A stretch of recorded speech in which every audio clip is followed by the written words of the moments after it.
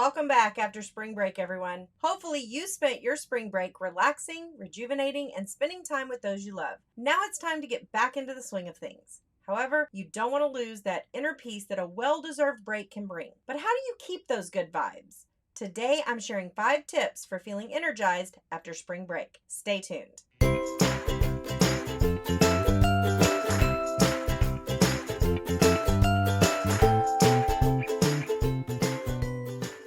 What's kicking, educational rock stars? Welcome back to another episode of Teaching Made Easy, where I strive to bring you practical tips, inspiring stories, simple classroom systems that actually work, and expert insights to help you become a more effective and confident K-5 teacher. I'm your host, Farah, the Center Fairy, and in each episode, we'll explore a different aspect of teaching, from lesson planning and classroom management to student engagement and professional development. If this is your first time joining me here on the channel, be sure you hit that like and that subscribe button and click that bell so that you get notified when I go live or upload a new video here on the channel. This week, we're chatting all about how to keep your energy up after spring break. So grab a cup of coffee, your favorite beverage, turn up the volume, and get ready to be inspired and empowered. Let's dive in.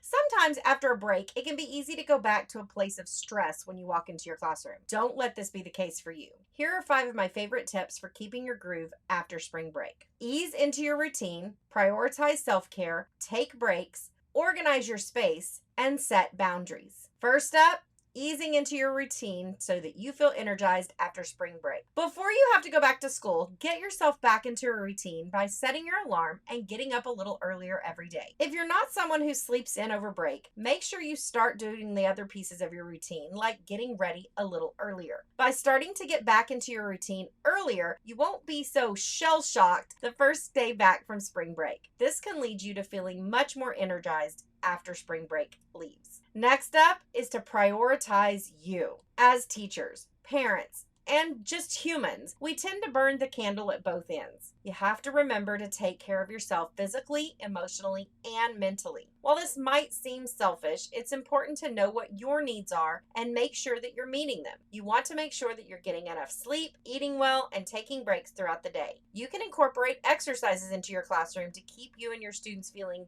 good and energized after the break is over. Check the links in the description for a blog post that I did on simple exercises that you can do at your desk. Next up is to give yourself a break so that you stay feeling energized. One thing we think we never have is enough time. How many working lunches have you had throughout the school year? Instead of giving the school that time, make sure you're giving yourself time to just sit and decompress. You need to make sure that you're taking care of yourself, and using your lunch break to help you with that is completely acceptable. You can also involve your students and go on a little walk or do some deep breathing exercises with them. It's going to help your students too. If going outside isn't an option, you can give yourself and your students a break with some fun classroom activities to get rid of some excess energy. Next up is organizing your space. Another way to make sure that you stay feeling energized after spring break is to stay organized. This can be as simple as having folders and organizers on your desk where your notebooks, papers to grade, and papers to hand back go every day before you leave. Keeping your space organized and tidy can help you start the day with a clear and organized mind. In addition to keeping your space organized, make sure you keep your centers organized. You can always be prepared for centers when you use our digital and printable centers for kindergarten, first grade, second,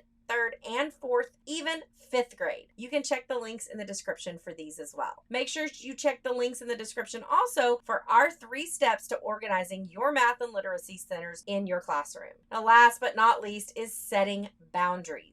Setting boundaries is something that you should always do. However, it's important to make sure that you're maintaining those boundaries that you set. One of the main places you need to set a boundary is with work and technology. You need to make sure that you disconnect and take a break from screens. Give yourself a timeout from the screen and make sure you enjoy being in the moment. Another boundary that you can set is making sure that you turn your email notifications off when you leave school. That is your personal time, and it will be there tomorrow when you get back to class. Getting back into the swing of things can be difficult, but it's important to keep your energy up after spring break for that long stint to the end of the year. To do this, you need to make sure that you're taking it easy, giving yourself time to adjust at being back at school. And using the 5 strategies that I've just shared with you is going to help make the rest of the school year a great one. Now, if you're looking for more tips, strategies, and simple systems to take back into your classroom to make your teacher life a little easier, check check out the other videos on your screen. Thanks for watching and keep being an educational rock star.